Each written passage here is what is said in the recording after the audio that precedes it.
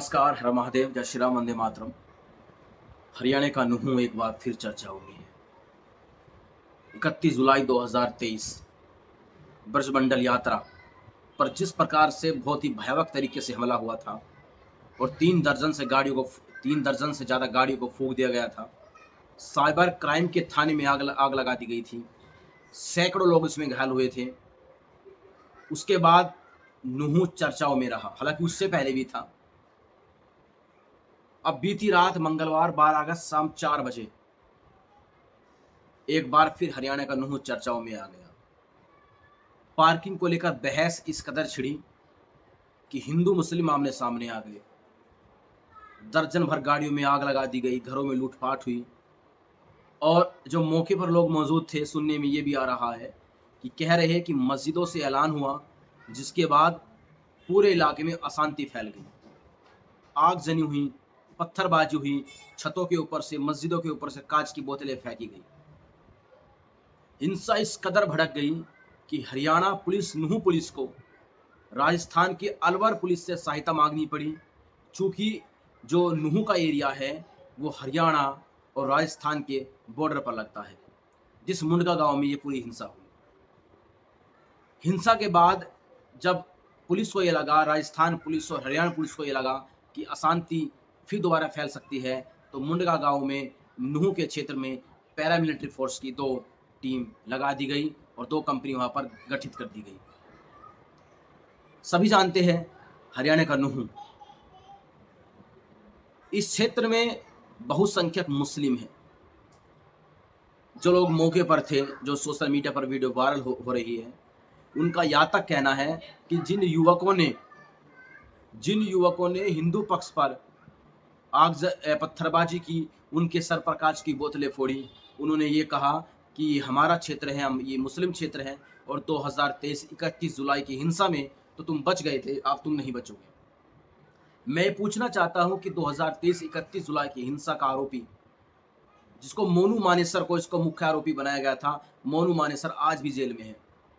मैं पूछना चाहता हूं, क्या जो ये हिंसा छिड़ी है नुहू में, या कुछ दिन पहले जो हिंसा नुहू में हुई थी, क्या आप उसका दोषी भी मोनू मानेसर को ही आप ठहराओगे? हरियाणा पुलिस ने 5 को इसमें गिरफ्तार किया है और पांचों आरोपी विशेष समुदाय, जिसको आप बोलते हैं, जिसको हम मुस्लिम बोलते हैं, 5 लोगों को इसमें गिरफ्तार किया है। हरियाणा का नुहू, जहां पर आए दिन हिंदू लड़कियों का अपहरण और उनके साथ बदसलूकी, ये एक प्रकार की दैनिक दिनचर्या वहां की बन चुकी है। अभी कुछ दिन पहले की ही खबर है, जिसको ना तो मीडिया ने दिखाया और ना सोशल मीडिया पर वो खबर प्राथमिकता दे पाई। हरियाणा के नुहू से एक हिंदू लड़की का अपहरण हुआ, उसका आज तक पता नहीं। मैं पूछना चाहता हूं हरियाणा पुलिस से और हरियाणा सरकार से कि आपने 2023 के दंगों का आरोपी आपने मोनू मानेसर को बनाया था, उसके बाद नुहू में, मेवात में जो हिंसा छिड़ी, क्या आप उनका आरोपी भी आप मोनू मानेसर को बनाएंगे या नहीं बनाएंगे?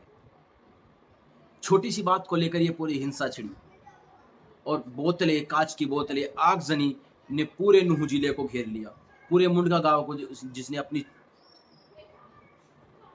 चपेट में ले लिया। मैं ये पूछना चाहता हूँ, इसमें आप किसको दोषी ठहराएंगे? एक छोटी सी मामूली सी कही सुनी गाड़ी को लेकर, और इस प्रकार से पूरे क्षेत्र में तनाव फैल गया कि राजस्थान पुलिस की सहायता मांगनी पड़ी, अलवर पुलिस की सहायता मांगनी पड़ी हरियाणा नुहू पुलिस को। जब हरियाणा पुलिस, नुहू पुलिस, 5 थानों की पुलिस कंट्रोल नहीं लगा पाई हिंसा पे, तब जाकर राजस्थान पुलिस से सहायता मांगनी पड़ी और उसके बाद इलाके में शांति बहाल हुई। अब सुनने में ये आ रहा है कि दोनों समुदाय की पीस कमेटी, जो कि आप सभी देखते होंगे, जो केवल ड्रामे करने के लिए बनती है, जब दोनों पक्षों में हिंसा हो जाती है तो एक पीस कमेटी बना दी जाती है, जो दोनों समुदायों के बीच में बैठक करती है और हिंसा के बाद जो तनाव फैलता है, उस तनाव को कम करने में मदद करती है। अचानक से कोई हिंसा नहीं भड़कती। एक छोटी सी मामूली सी पार्किंग विवाद इतनी बड़ी हिंसा का कारण बने, ये संभव नहीं है।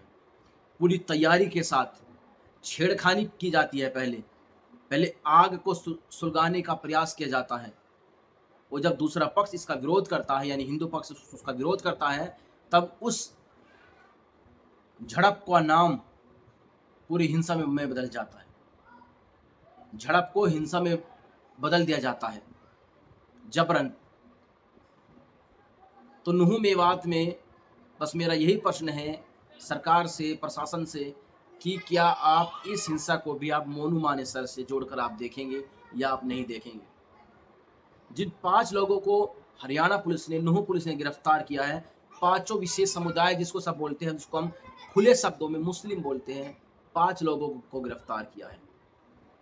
खैर, अब प्रशासन कुछ भी कार्रवाई करे, लेकिन मेरा प्रश्न केवल एक है कि क्या आप 2023 के बाद नुहू मेवात में जो भी हिंसा भड़की है, क्या आप उन सभी का दोषी मोनू मानेसर को मानेंगे, नहीं मानेंगे। अगर मोनू मानेसर दोषी नहीं है, तो आखिरकार इन हिंसा का असली दोषी कौन है, मैं ये पूछना चाहता हूँ। आप कभी जाइएगा नुहू मेवात, आप कभी जाइएगा राजस्थान के जयपुर, जब आप मुंबई हाईवे से आप निकल कर जाएंगे, तो आप नुहू मेवात, जो नुहू का जो जिला है, आप उसकी डेमोग्राफी देखिएगा, किस प्रकार से चारों तरफ पहाड़ियों पे अवैध रूप से मस्जिदों का निर्माण और मस्जिदों का जाल फैला रखा है।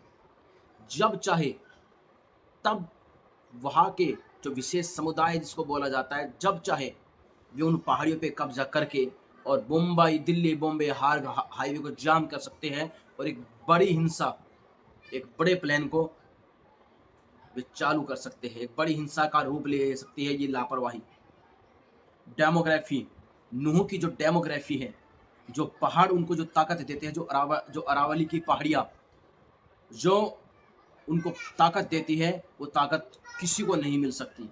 तो जब तक नुहू की डेमोग्राफी को चेंज नहीं किया जाएगा, जब तक अवैध रूप से जो मस्जिदें जो अरावली की पहाड़ियों पर जो बनी हुई है उनको ध्वस्त नहीं किया जाएगा, तब तक आप वहाँ पर 50 कंपनी लगा लीजिए, या तो पैरामिलिट्री फोर्स के लगा लीजिए, या वहाँ पर सीधा आर्मी को डेवलप, आप वहाँ पर आर्मी को स्थापित कर दो, आप कुछ नहीं कर पाएंगे।